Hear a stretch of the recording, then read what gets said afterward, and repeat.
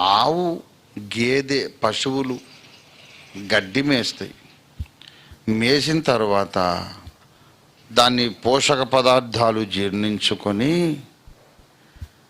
వ్యర్థ పదార్థం అని పేడను వదిలేస్తాయి కదా. ఆ పేడ ఎందుకు వదిలేసింది? అది వ్యర్థమని వదిలేసింది. అది కూడా వ్యర్థం కాదు బాబు, అది భూమికి ఎరువు అవుతుంది అన్నారు.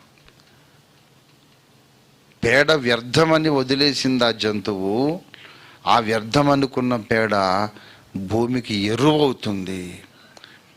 భూమి మీద ఏది వ్యర్థం కాదు, అన్నిటికో ప్రయోజనం ఉంటుందన్నారు ఆయన. ఎంత మేధావి చూడండి. పేడ కూడా వ్యర్థం కాదని చెబుతుంటే నువ్వెట్లా వేస్ట్ నాకు చెప్పు. కొట్టబుద్ధి వేస్తుంది నాకు ఎవరైనా. నేను వేస్ట్ ఫెలో అంటే ఒకసారి వింటా, రెండోసార్లు వింటా, మూడోసారి దబీమని ఒకటి ఇచ్చుకోవాలనిపిస్తుంది. ఎవ్వరు వేస్ట్ కాదు. నీవు దేవునికి ప్రయోజనకారివి కాగలవు. దేవునికి స్తోత్రం, హల్లెలూయా. దావీదు వేస్ట్ అని అందరూ అనుకున్నారు, వాడే నాకు కావాలన్నాడు దేవుడు. నువ్వు వేస్ట్ అని అందరూ అనుకుంటే పర్లేదు, నువ్వు అనుకోవద్దు. అది ఇవాళ ప్రసంగం. లోకమంతా అనుకోని నువ్వు ఒక వేస్ట్ పదార్థం అని నువ్వు అగ్రి కావద్దు. నీవు అగ్రి కావద్దు. నేను వేస్ట్ అన్న మాట నీ నోట రానివద్దు.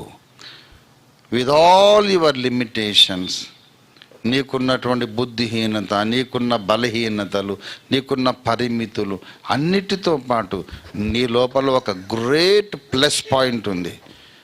దేవుని వాక్యమును ఎవరైనా దూషిస్తే నీ హృదయం భగ్గుమని మండుతుంది కదూ, అది చాలు దేవునికి. ఆ చిన్న స్పార్క్ ఉంటే నేను ఒక బలమైన సాధనంగా దేవుడు చెక్కి వాడుకోగలుగుతాడు. ఎలా వాడుకుంటాడో అని అడక్కు. దేవుడు కొత్త కొత్త సిచ్యువేషన్లను సృష్టించగలడు.